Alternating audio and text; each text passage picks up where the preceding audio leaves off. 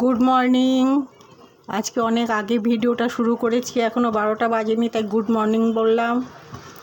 Good morning বলে সবাইকে আমি আমার ভিডিওটা শুরু করছি। আজকে আমি তৈরি করছি নারকেল দিয়ে বেগুন ঘাটা। দেখুন কিভাবে করছি। প্রথমে কড়াতে তেল দিয়ে দিলাম। এটা পূর্ববঙ্গের একটি বিখ্যাত খাবার।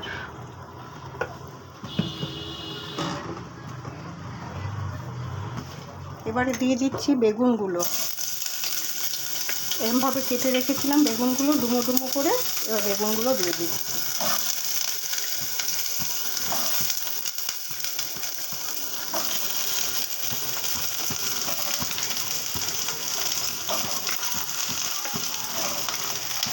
দিয়ে দিলাম একটু নুন,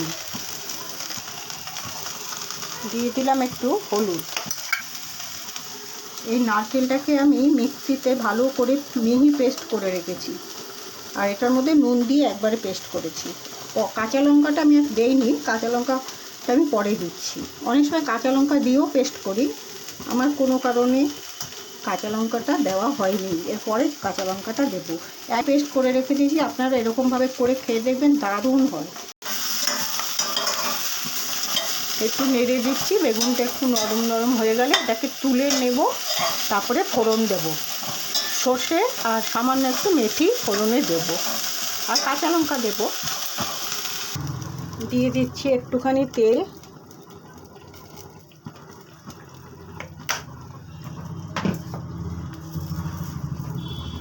ফোড়নে দিচ্ছি একটু মেথি,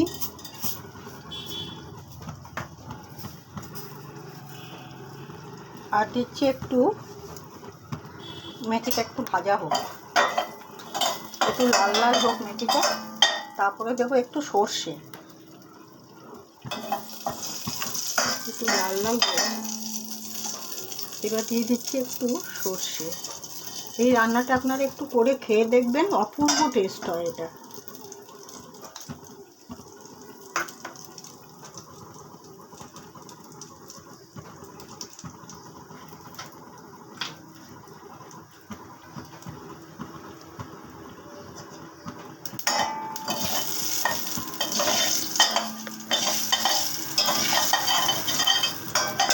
এবার দিয়ে দিচ্ছি পেস্ট করে রাখা নারকেলটা।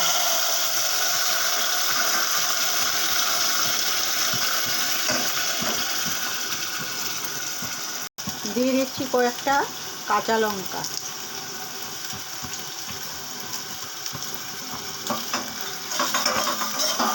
দিয়ে দিচ্ছি একটু আদা। এবার দিয়ে দেবো বেগুনগুলো, আগে থেকে ভেজে রাখা বেগুনগুলো।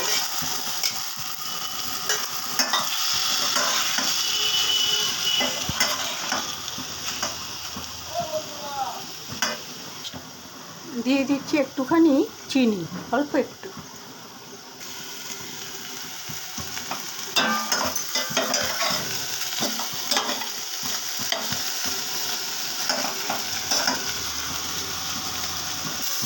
এই যে সবশেষে আমি এই কটা গন্ধরাজ পাতা, লেবু পাতা জোগাড় করে অবশ্যই দেবেন। আর যারা গন্ধরাজ লেবু পাতা জোগাড় করতে পারবেন না, তারা গন্ধরাজ লেবুর মুখটা একটু দু সাইড দিয়ে কেটে এর মধ্যে দিয়ে দেবেন, দেখবেন একটা খুব সুন্দর স্মেল হবে।